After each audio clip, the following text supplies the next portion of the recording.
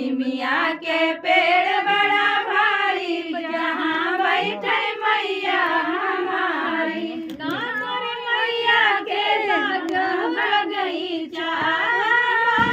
मैया बाग बगीचा नागर मैया के बाग बगीचा बाग बगीचा हो बाग बगीचा फुलवा चढ़ाई दुनिया सारी जहाँ बैठे मैया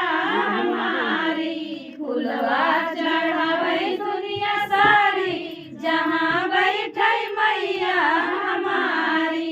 निमिया के पेड़ बड़ा भारी जहाँ बैठे मैया हमारी नागर मैया के बेटवा नागर मैया के बिटिया